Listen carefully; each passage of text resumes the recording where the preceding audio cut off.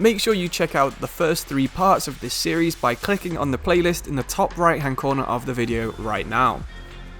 Forest was starting off their next run of games with a trip to Loftus Road in London, and it didn't take long for the first action of the game, with Kian Prince scoring a long-range power shot after just 15 minutes. With a first half that had barely any action and it was heading towards half-time, Keenan Davies unselfishly played in Philip Zinkernagel, whose low drive was saved just over the bar by Sonny Dieng. Forest are always dangerous from corners, and from the resulting corner, Davies managed to get so much power on his header that Dieng could only parry it into the side netting, 1-1. In the first half's added time, Forest could have gone in ahead.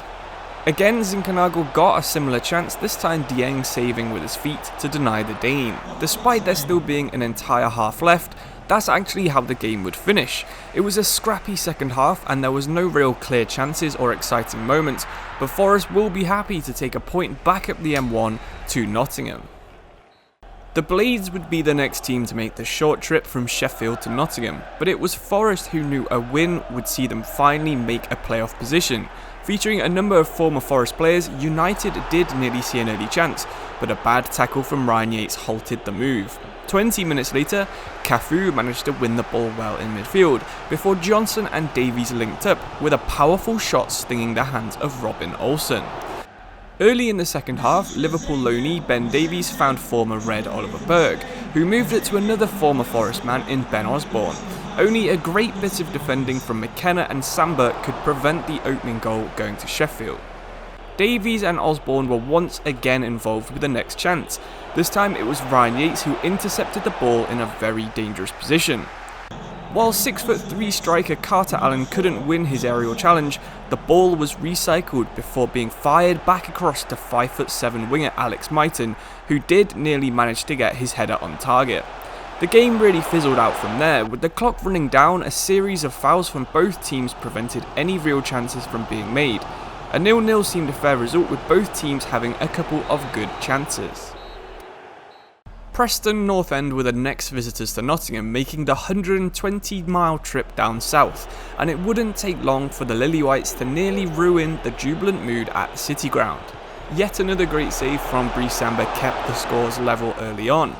Just before half-time, a good pass and move play from Lolly and Davies saw Joe Lolly through to attempt a trademark long shot from the edge of the box, which unfortunately for Forest narrowly missed the far post.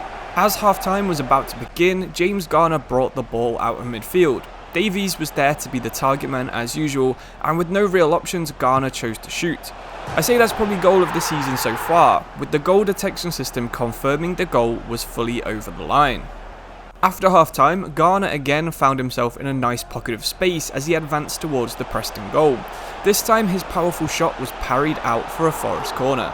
Wanting to get in on the act, Lolly again fired a long shot towards the Preston goal, this time cannoning off the crossbar, but I think it definitely would have been a contender to beat Garner's goal earlier in the match.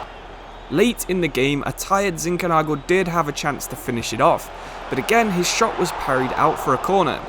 With Forest getting a reputation for their set-piece game, this time it was Carter Allen who managed to outjump the Preston defenders and head home his first ever league goal for Forest. And that's how the match would end. Forest were on a good run of form and managed another win at home. Away to the high-flying Reading, who sat third place after 17 games played, the Reds were ready for a tough test of their promotion credentials. You could see the confidence on the Reading players, with their early chance coming from a header that really did need to be saved. In the first 30 minutes, it was all Reading. This time it was Meite who was denied by the brilliant Samba in Forest's net. With the pace up front that Forest have, there's always chance for a decisive counter-attack. When Davies chipped Brennan through, most of the fans at the Madejski knew what was about to happen. But with Johnson just coming back from a short-term injury, the lack of sharpness saw him only being able to connect with the bar. With the game looking like another 0-0 draw, the Forest manager decided to swap out the power and pace of Keenan Davies for the technique and finesse of Lewis Grabban. But with Grabban approaching the edge of the box, he unleashed an unsavable shot and somehow Forest were in front. Reading were furious and upped the speed of their passing game. With a cross only being headed down by Figueiredo, Danny Drinkwater's half volley was again stopped by Brice Samba. What a game he was having. The game ended 1-0 to the Reds, an unlikely win against a top team. The fans started talking about the playoffs as Forest had now risen to 4th in the championship. With the Forest fans raving about how well their team were playing, they were relishing a game against bottom side Luton Town. They couldn't have started any better, with a chance after just 3 minutes, finding its way in after a brilliant assist from Joe Lolly. Lolly again managed a powerful low cross that could have ended up anywhere, but it managed to fall to Brian Ojeda on the edge of the box, who could only hit it straight at Simon Sluga in the Luton net. Trying to expose a very slow Luton backline, Keenan Davies managed to get Zinkernagel through, but his good effort could only ricochet off the crossbar. With all the chances falling to Forest in the first 30 minutes, a couple of missed interceptions saw lethal finisher Adebayo just about manage to angle one past Brice Samba. Fired up by their equaliser, some more questionable defending saw Danny Hilton beat Samba at his near post, an area where he should be saving most shots. Samba did prevent things getting even worse after half time. His parry fell to a Luton player, but a good double save kept it just 2-1.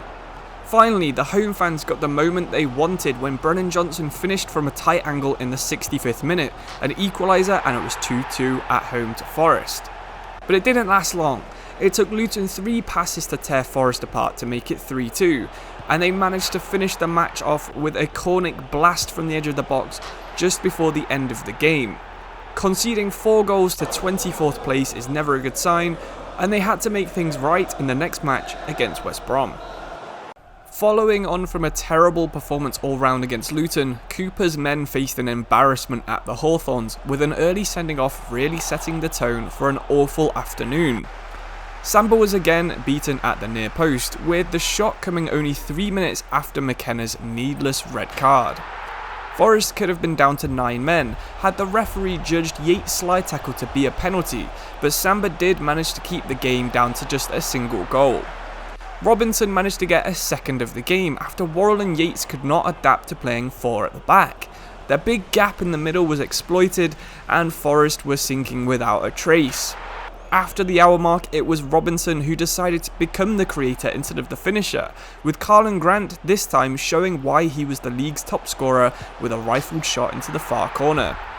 Only 15 minutes later, Grant made it 4-0 with another powerful shot that found the net after finding the post first.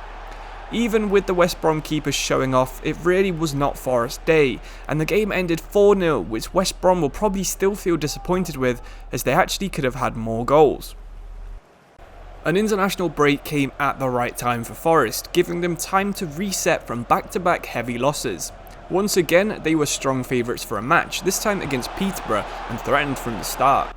Zinkernagel really should have made it 1-0 with a fairly straightforward chance being shanked wide within the first 10 minutes. With Forest's attacking pace once again up against an ageing slow defensive line, some trickery saw Brennan have a chance he really should have scored only a few minutes after Zinkernagel's miss. Just before half time, a good bit of dribbling from Lyle Taylor did manage to create another Johnson chance. This time he managed to fire it into the roof of the net and put Forest ahead. There wasn't too much of note about the second half of this match. Zinkernagel tried to join in with our goal of the season contest, but a good save denied him well. The final action came in the 65th minute, with a Peterborough red card sealing a 1-0 win for Forest in the final match of this episode. Thank you all for watching, and I hope you enjoyed this video. I'm going to try and get episode 5 out pretty soon, so subscribe if you want to see that, like the video if you enjoyed it, and I'll see you very soon. Thank you, and goodbye.